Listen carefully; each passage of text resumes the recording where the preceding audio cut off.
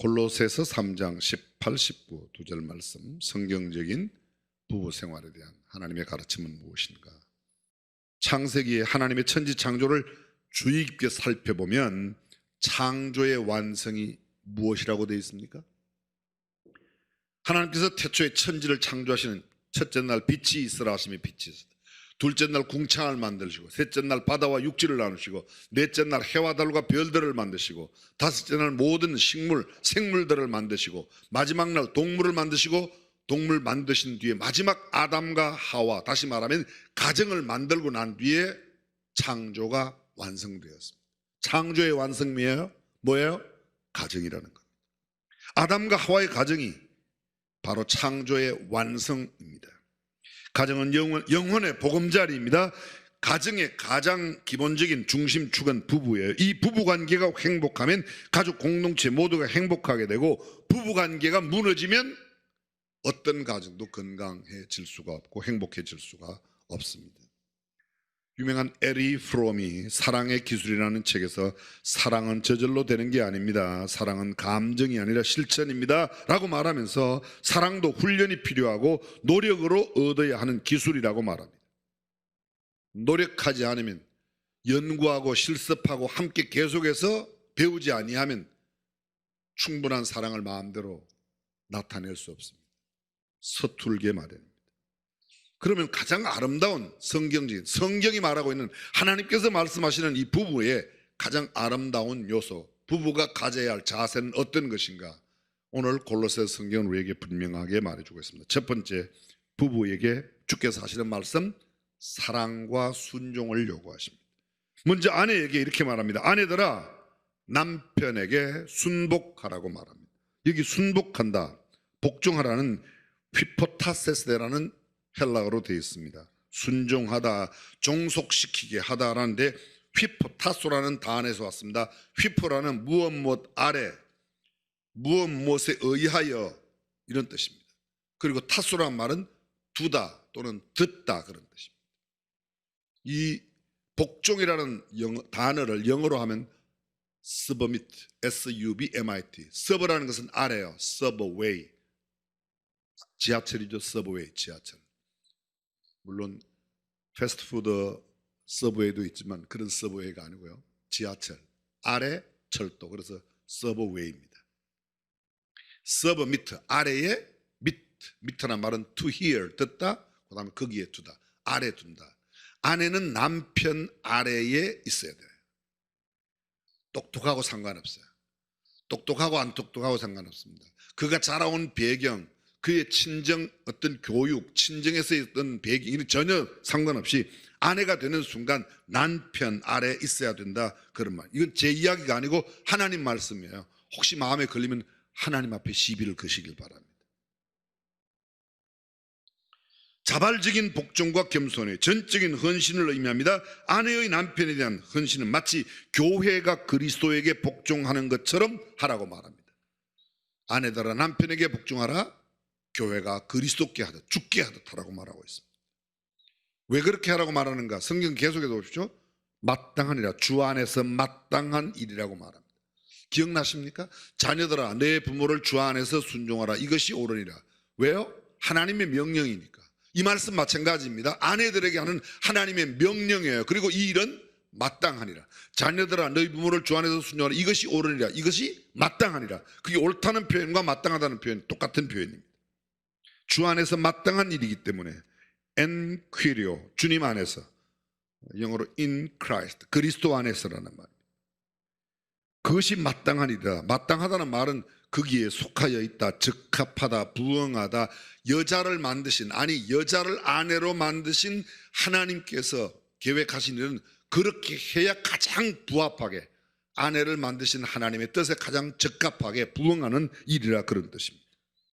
여기에 대응되고 있는 남편에게 주께서 하신 말씀이 왜? 남편이 이행해야 할 것은, 남편들은 아내를 말하고요, 사랑하라고 말합니다. 여기 사랑은 우리가 흔히 말하는 남녀간의 사랑, 에로스의 사랑이 아닙니다.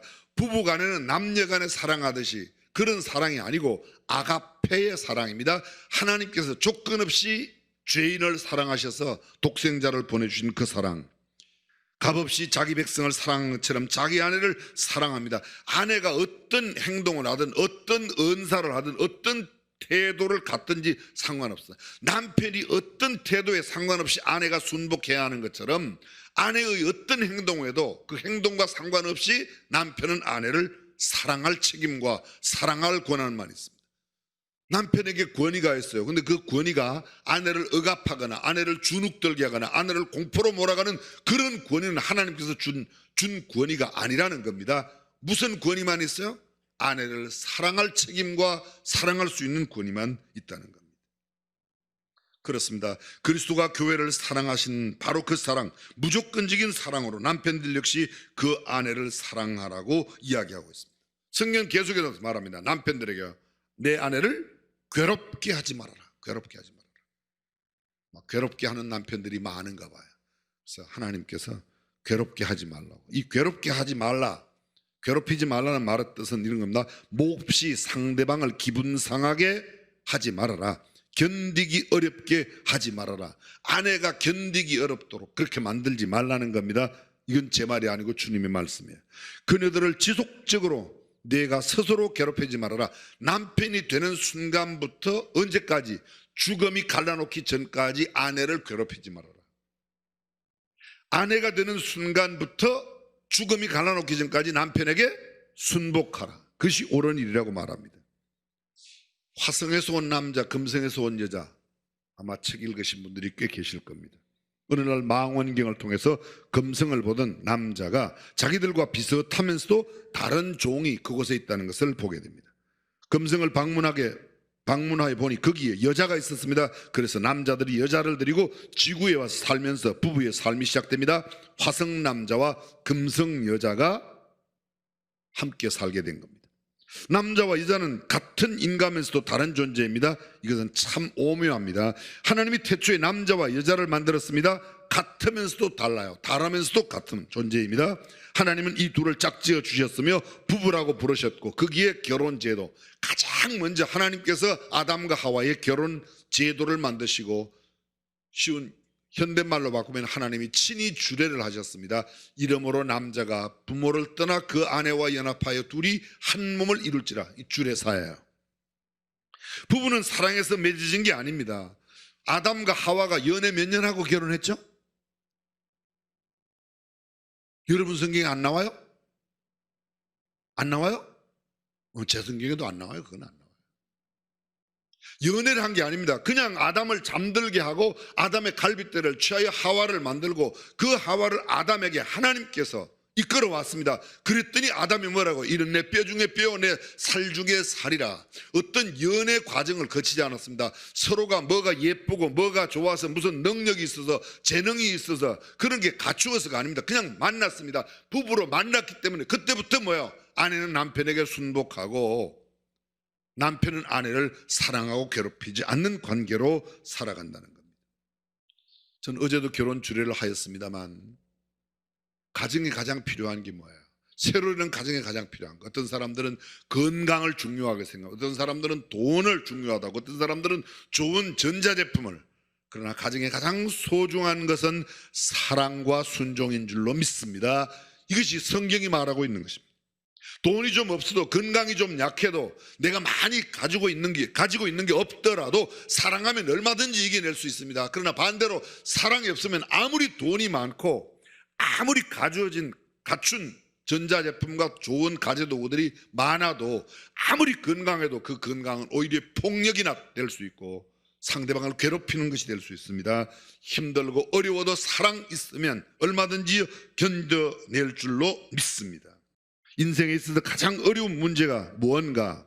때로는 자식일 수 있습니다. 때로는 직장을 잃어버리거나 사업 문제로, 인간관계 문제로, 건강을 잃거나 돈이 없을 때 수많은 일들이 있습니다. 그러나 가장 가정에서의 문제는 역시 남편에게 있어서 아내에게 있어서는 남편, 그게 문제입니다.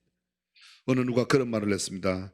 부부란 3개월 사랑하고 3년을 싸우다가 30년을 참고 인내하면서 사는 게 부부랍니다. 부부간의 촌수가 몇 천이에요? 빵촌이에요. 빵촌. 영촌입니다. 영촌. 또는 무촌이라고 그래요. 이 무촌에 두 가지 의미가 있습니다. 첫 번째 의미는 뭔가 하면 촌수가 없기 때문에 너무너무 가까워 한 몸일 수 있습니다.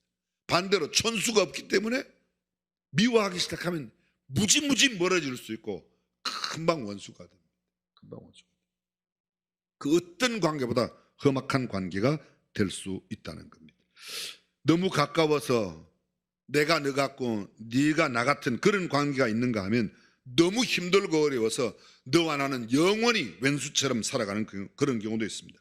어느 아내는 남편이 하도 바람을 피워서 속이 탁 타들어가는데 아예 그렇게 생각한다. 밖에 나가면 남의 남편, 내 집안에서는 내 남편.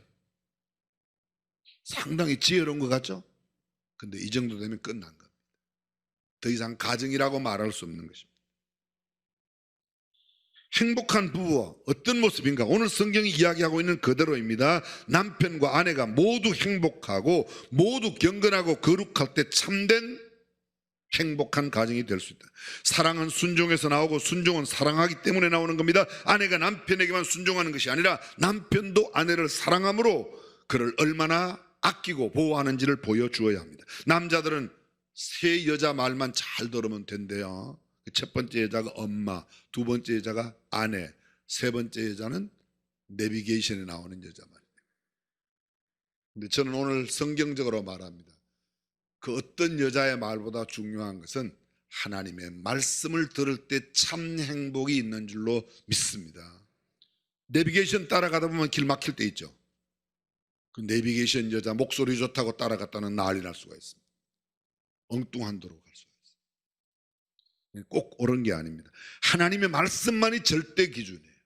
그래서 하나님의 말씀대로 사는 겁니다. 결혼하고 그때부터 아내가 잔소리를 합니다. 대부분의 잔소리 참 연애할 때는 그 잔소리가 사랑으로 들리는데 결혼하면 그게 잔소리로 들려요. 잔소리의 정의가 뭐라고 그랬죠?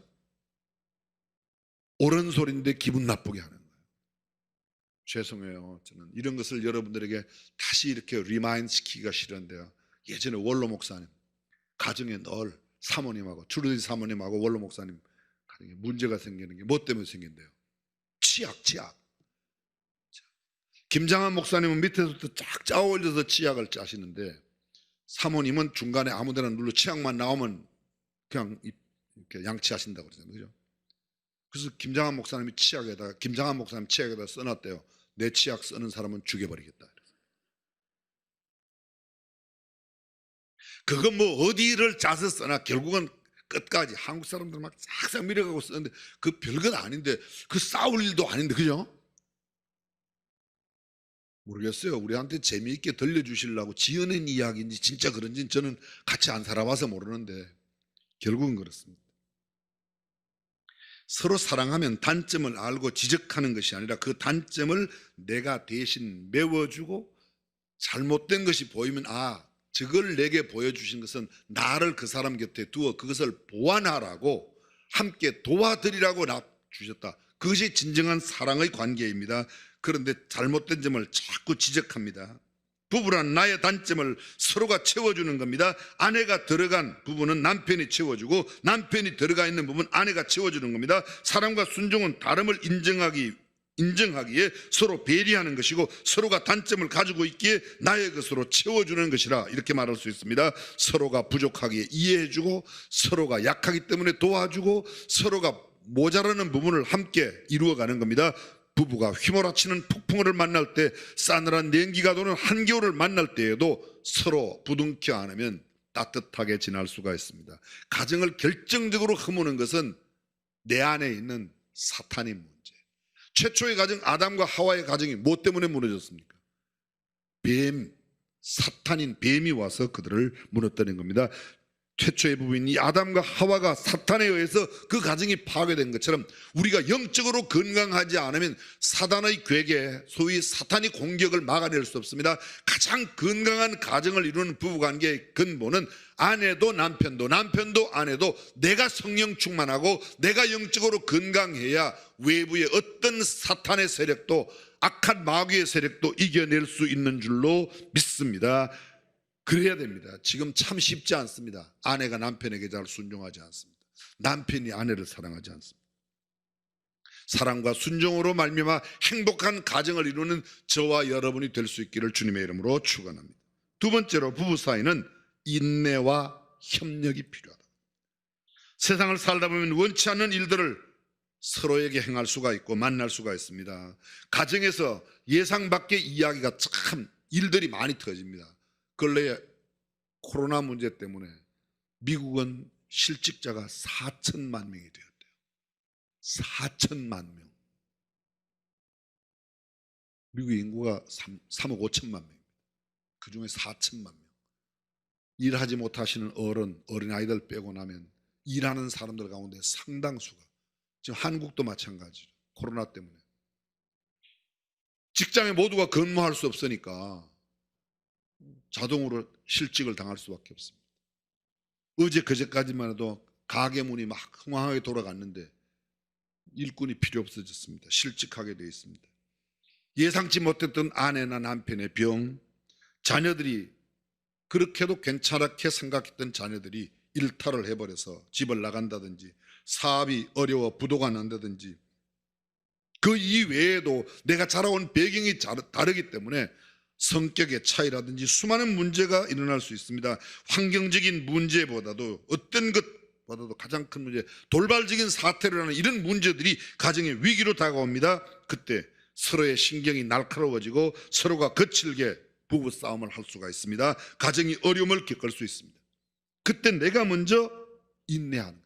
가장 근본적인 문제는 어떤 문제가 아니라 그 문제를 이겨낼 수 있는 인내가 없기 때문에 문제입니다. 어떤 웬만한 문제, 큰 문제가 있어도 이겨낼 수 있으면, 인내할 수 있으면 결국은 이겨내게 될 줄로 믿습니다. 하나님은 왜 우리에게 고통을 주셨을까? 하나님은 우리가 사랑을 주고 사랑을 받을 줄 아는 사람이 되기를 원하시기 때문에 훈련을 하시는 겁니다. 우리는 기도하면 인내, 오래 참음도 하나님 인내를 당장 달라고.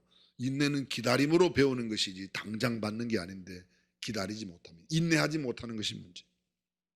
1952년 영국의 옥스퍼드 대학교의 교수이자 동화작가였던 C.S. 루이스, 한국에도 그분의 책이 참 많이 나와 있습니다. 그는 청중 앞에서 이야기했습니다. 그에게 견딜 수 없는 고통을 남기고 떠난 사람이 참 사랑으로 찾아오기 전까지 그는 자신 있게 이렇게 말할 수 있었습니다. 강연과 책을 통해 많은 사람들에게 감동과 더불어 인생의 지혜를 전하는 루이스, 형과 함께 살고 있는 독신 남자였습니다. 품이 있고 지적인 이 영국 신사에게 어느 날 조이 그레샴이라고 하는 미국의 여인 하나가 다가옵니다. 이 여인은 시인이었습니다. C.S. 루이스의 책을 읽고 너무 감동이 되어서 C.S. 루이스를 만나려고 9살 난 아들을 데리고, 이미 그는 이혼한 여인이었지만 그 아들을 데리고 영국에 와서 만나게 됩니다. 둘은 퍽 가까워졌습니다. 우정을 쌓아갔습니다. 어느새 자신들도 모르게 감당할 수 없는 사랑으로 점점 커갔습니다. 남편과 이혼하고 9살 난 아들을 데리고 왔던 이 런던으로 건네온 조이, 시민권이 없는 까닭에 C.S. 루이스의 도움이 없이는 살기가 어려웠습니다. 그들은 함께 가까이 지내면서 마침내 두 사람은 형식적인 결혼을 하고 법적인 부부가 되었지만 그 사실을 주위의 사람들에게는 알리지 않은 채 숨긴 부부로 살아가고 있었습니다. C.S. 루이스에게 있어 이 결혼은 단순한 어려움에 빠진 친구를 도와주는 일에 불과했습니다. 그런데 시간이 많이 흘러가는 동안에 이 여인 조이 그레샴이 골수암에 걸리게 됩니다. 더 이상 행동하기가 어려워지고 점점 병이 깊어갑니다. 사랑하는 사람이 고통받는 모습을 보는 것이 얼마나 끔찍한 일인지를 체험하면서 C.S. 루이스가 이렇게 생각합니다. 내가 이 여인을 정말 사랑하고 있구나, 이렇게 느끼는 겁니다. 그는 조이를 잃고 싶지 않은 마음에 날마다 병실에서 눈물을 흘리며 하나님 앞에 기도했습니다. 그리고는 자기가 얼마나 그를 사랑하는지 그 사랑을 확인하고 난 뒤에 병든 곧 얼마 있으면 떠나게 될 그 여인과 병실에서 결혼식을 정식으로 올리게 됩니다.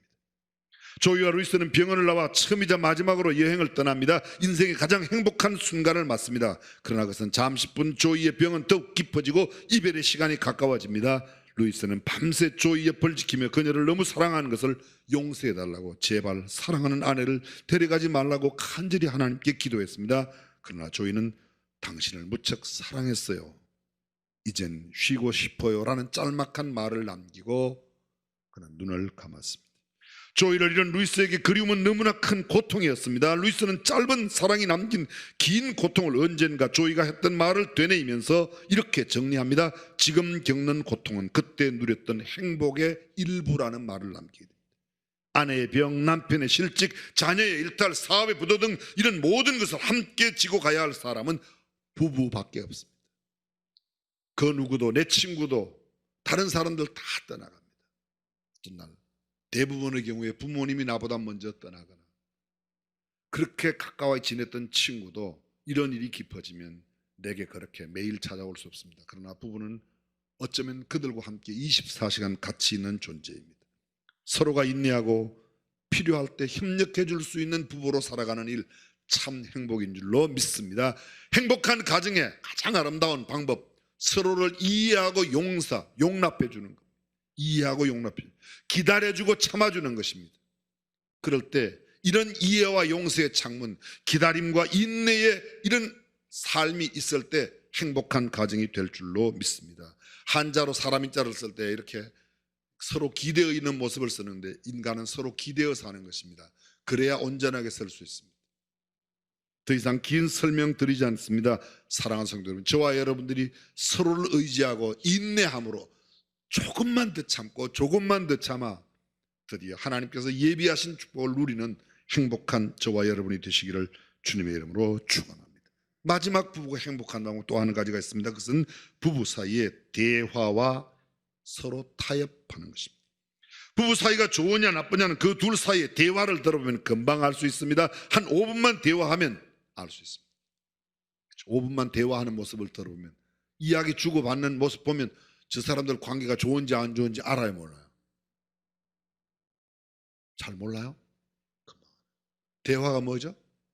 어떤 사람이 그렇게 말했습니다. 대화는 대놓고 화내는 게 대화입니다. 그런지도 모르겠습니다. 근데 대놓고 화를 내더라도 대화하면 문제가 해결됩니다.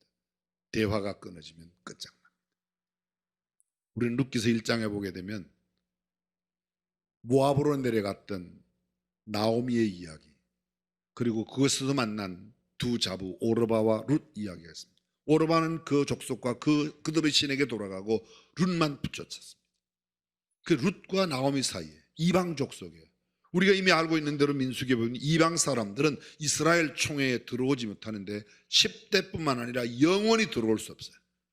근데 모압 여자인 룻이 나오미의 소위 말론과 기론이라고 하는 그 두 아들에게 시집왔던, 오르바는 돌아갔습니다. 그의 족속으로 그의 신들에게로 돌아갔지만 룻은 붙잡혀옵니다. 그리고 그들 사이에 그 아름다운 대화를 통해서 룻은 결국 누구를 낳게 돼요? 보아스와 결혼하고 다윗의 할아버지 오벳을 낳는 거예요. 다윗의 아버지가 이새요, 이새의 아버지가 오벳이에요. 그 오벳을 이 룻이 낳게 됩니다.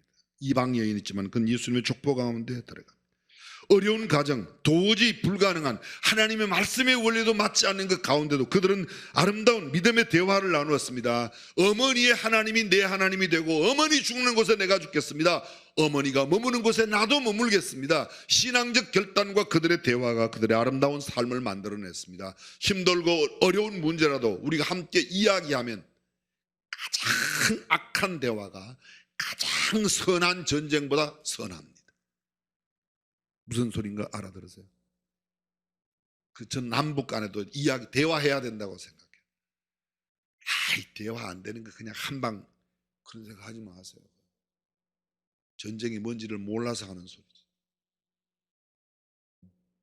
그 욕을 하고 막 지지고 볶고 난리를 때리더라도 대화가 총 들고 싸우는 것보다는 훨씬 낫다고 동의하시면, 무슨 그렇게 합니까? 한 방으로 간단하게 끝내지. 대화가 그렇습니다.